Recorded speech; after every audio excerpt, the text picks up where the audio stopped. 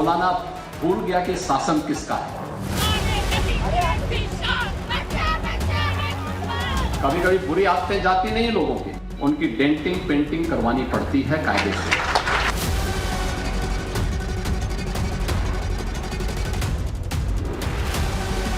एक प्रकार से ये भी देखना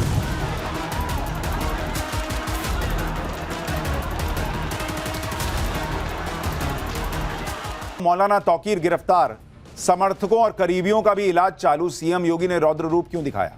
यूपी से महाराष्ट्र तक आई लव मोहम्मद के नाम पर हंगामा, दोनों जगह कौन सा तगड़ा एक्शन हुआ है, अब उसका चैप्टर। पिछले कुछ दिनों से आई लव मोहम्मद के मुद्दे पर भयंकर हंगामा चल रहा है। यूपी के बरेली में तो शुक्रवार को आई लव मोहम्मद के नाम पर गजब उत्पात हुआ, पुलिस पर पथराव हो गया, शहर का माहौल खराब करने की कोशिश हुई और अब इस मामले में बड़े बड़े खुलासे हो रहे हैं। बरेली में जो हिंसा हुई उसके पीछे किसका हाथ था, यह सामने आ गया है। पुलिस की एफआईआर से जो जानकारी मिली है वो हैरान करने वाली है। बरेली हिंसा के बाद योगी सरकार के एक्शन से अब हंगामा करने वाले कांप रहे हैं। मौलाना तौकीर रजा ने बरेली में लोगों को भड़काकर अपनी ताकत दिखाने की कोशिश की, लेकिन शायद मौलाना तौकीर रजा भूल गए थे कि यूपी में किसका शासन है। सीएम योगी ने उत्पात करने वालों की कायदे से डेंटिंग पेंटिंग कर दी है और इसी का नतीजा है कि बरेली हिंसा के आरोपियों के खिलाफ लगातार एक्शन हो रहा है। तौकीर रजा गिरफ्तार हो चुके हैं और उनके करीबियों के खिलाफ भी प्रशासन का डंडा बरस रहा है। यानी 2 दिन में सीएम योगी ने सारा हल्ला हंगामा शांत कर दिया। जो तौकीर रजा कहते थे कि हमने मुसलमान को सड़क पर आने से रोक रखा, नहीं तो ये होगा वो होगा, वो तौकीर रजा आज की डेट में गिरफ्तार है और कोई चू चपड़ नहीं हो रही। अब तो आई लव मोहम्मद का जवाब आई लव योगी आदित्यनाथ के पोस्टर से दिया जा रहा है। एक तरह से मैसेज दिया जा रहा है कि यूपी में हंगामा करने का क्या अंजाम हो सकता है। दूसरी तरफ आई लव मोहम्मद के नाम पर महाराष्ट्र में भी हंगामा करने की कोशिश की जा रही है, लेकिन वहां भी सीएम देवेंद्र फडणवीस के सख्त रुख से हंगामा करने वालों की मुश्किल बढ़ गई। कुल मिलाकर आई लव मोहम्मद के नाम पर जो मुसलमानों को भड़काने का प्रयास हुआ, जो विवाद हुआ, वो अभी तक रुकने का नाम नहीं ले रहा। यूपी से लेकर महाराष्ट्र तक आज क्या हुआ है, योगी रौद्र रूप क्यों दिखा रहे हैं, मौलाना तौकीर रजा का क्या हुआ, क्या पुलिस को जान से मारने की साजिश थी बरेली में, सब बताऊंगा, लेकिन पहले झलक देखिए।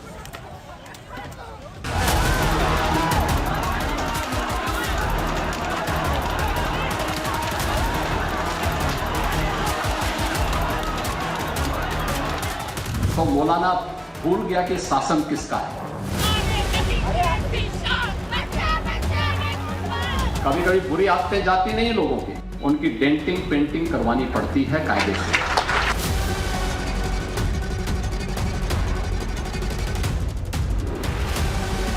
एक प्रकार से ये भी देखना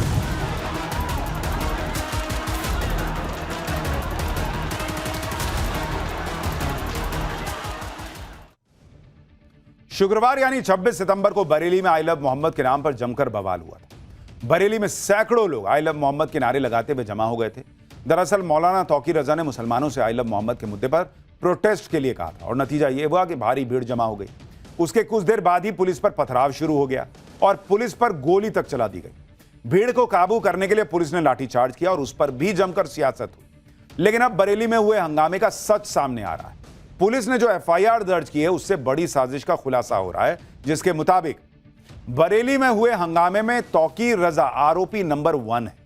प्लान बनाकर साजिश के तहत हिंसा हुई थी, यह एफआईआर में लिखा है। तौकीर रजा ने कहा था कि शहर का माहौल बिगाड़ना है, चाहे इसके लिए पुलिस वालों को मारना ही क्यों ना पड़े। मुसलमानों को अपनी ताकत दिखानी है। इस प्रदर्शन में अपराधियों को भी बुलाया गया था। प्रदर्शन में सिर तन से जुदा के नारे भी लगे थे। पुलिस पर अवैध हथियारों से फायरिंग की गई थी। पुलिस वालों से डंडे छीन के हमले हुए। पुलिस पर पेट्रोल बम से भी हमला किया गया। पुलिस कर्मियों पर धारदार हथियारों से हमला हुआ। पुलिस को बड़ी संख्या में अवैध हथियार बरामद हुए हैं, जिसका इस्तेमाल पुलिस पर हमले के लिए किया गया था। पुलिस के मुताबिक यह सब माहौल खराब करने की साजिश थी, लेकिन मौलाना तौकीर रजा भूल गए कि यूपी में किसका शासन है। पुलिस के मुताबिक बरेली में हंगामे और हिंसा का मुख्य आरोपी मौलाना तौकीर रजा ही है। लोगों को भड़का के अपनी राजनीति चमकाने के लिए मौलाना तौकीर रजा ने यह सब किया था। बरेली हिंसा के लिए कितने बड़े स्केल पर प्लानिंग की गई थी, सूत्रों के हवाले से जो खबर आ रही है वो आपको बताता हूं। दंगा भड़काने के लिए 40,000 लोगों को बुलाने की तैयारी थी। 5 थाने जहां मामले दर्ज हैं, वहां करीब 390 मस्जिदें हैं। हर मस्जिद में 100 लोगों को जमा करने का प्लान था। जुमे की नमाज के बाद इस्लामिया कॉलेज ग्राउंड जाने का प्लान था। इस्लामिया ग्राउंड से हिंसा भड़काने की साजिश थी। व्हाट्सएप के जरिए लोगों को भड़काया गया। पुलिस को 5 व्हाट्सएप ग्रुप और एक फेसबुक पेज का पता चला है, जिसके जरिए लोगों को बुलाया और भड़काया गया। हंगामे की प्लानिंग करीब 7 दिन पहले से शुरू हो गई थी। हिंदू इलाकों तक हिंसा फैलाने की साजिश थी। रामपुर, मुरादाबाद और बिजनौर से लोगों को बुलाया गया। पुलिस ने इन सारी साजिशों को नाकाम कर दिया। सोचिए, अगर यह प्लानिंग सफल हो गई होती जैसा दावा किया जा रहा है, तो बरेली में क्या माहौल होता और क्या नैरेटिव सेट हो रहा होता। लेकिन पुलिस ने ऐसा कुछ नहीं होने दिया और हंगामे करने वालों को लाठियां मार मार के खदेड़ दिया। खुद सीएम योगी ने कहा कि जो भी उत्पात करेगा उसकी डेंटिंग पेंटिंग की जाएगी। आप देखिए कि बरेली में हुए हंगामे के बाद पुलिस लगातार एक्शन ले रही है। पुलिस ने मौलाना तौकीर रजा को गिरफ्तार कर लिया। तौकीर रजा के करीबी नदीम को भी गिरफ्तार किया गया है। मौलाना तौकीर रजा से जुड़े 2 बारात घर सील कर दिए गए हैं। हिंसा के आरोपियों पर संपत्तियां जब्त करने की कार्रवाई शुरू हो रही है। मौलाना तौकीर समेत अब तक 55 लोग गिरफ्तार हो चुके हैं। पुलिस के इस एक्शन के बाद अब आरोपियों के सिर से माहौल खराब करने का भूत उतर चुका है। इन आरोपियों को समझ आ रहा है कि अब उनके साथ क्या होने वाला है, इसलिए अब ये माफी मांग रहे हैं। सुनिए जरा इन लोगों को। अफसोस है, माफी मांगते हो? अफसोस है आप लोगों को? गलती हो गई हमसे सर, माफी मांग रहे हो? हमसे गलती हो गई। आपसे करोगे ऐसा कभी? नहीं, कभी नहीं करेंगे। किसके कहने पे ऐसा किया था? क्या कोई मैसेज आया था व्हाट्सएप ग्रुप पे? क्या आया था? कैसे पता चला था तुमको कि इस्लामिया ग्राउंड में जाना है? गलती हो गई। गलती हो गई, कैसे पता चला ये बताओ, कैसे पता चला था? गलती अब करोगे आज के बाद तुम लोग? इसीलिए मैं बार बार कहता हूं कि ये देश इतनी तेजी से आगे बढ़ रहा है, हिंदू हो, मुसलमान हो, सिख हो, ईसाई हो, सबको उस तरक्की में जुड़ना चाहिए। नेता, सियासतदान ये मिलकर भड़का देते हैं और फिर जब ये सब होता है तो इनके घर वाले ही ना परेशान होंगे। बॉस, सर तन से जुदा के नारे लगाने पे आपके ही घर वाले परेशान होंगे ना जब आप अरेस्ट होइएगा। पुलिस के मुताबिक बरेली में जो हंगामा हुआ, हिंसा हुई, उसके लिए मौलाना तौकीर रजा जिम्मेदार है और तौकीर रजा के कहने पर उसके सहयोगी ने प्लान बनाया। बरेली हिंसा के मास्टरमाइंड के बारे में बताता हूं। सूत्रों के मुताबिक मौलाना तौकीर के करीबी डॉक्टर नफीस और नदीम खान ने साजिश रची। डॉक्टर नफीस को तौकीर का राइट हैंड कहा जाता है। वहीं नदीम तौकीर के संगठन आईएमसी का जिला अध्यक्ष रहा है। नदीम ने नमाज के वक्त लोगों को व्हाट्सएप कॉल किया था, लोगों से हथियार लाने को कहा था जिससे हमला किया जा सके। मौलाना तौकीर और नदीम दोनों गिरफ्तार हो चुके हैं और नफीस के खिलाफ प्रशासन का एक्शन हो रहा है। देखिए रिपोर्ट। रजा के तमाम जो सहयोगी हैं, उनके जो ठिकाने हैं, उसके ऊपर भी कार्रवाई होती हुई नजर आ रही है। नफीस जिसका ऑफिस हुआ करता था बरेली के मेन चौराहे के पास, उसके ऊपर भी अब जो सीलिंग की कार्रवाई है वो शुरू हो गई है। उसके ऑफिस के नीचे जो तमाम दुकानें थी, इनको भी देखिए अब यहाँ पर सील किया जा रहा है। क्या बताया गया कि ये सील करेंगे?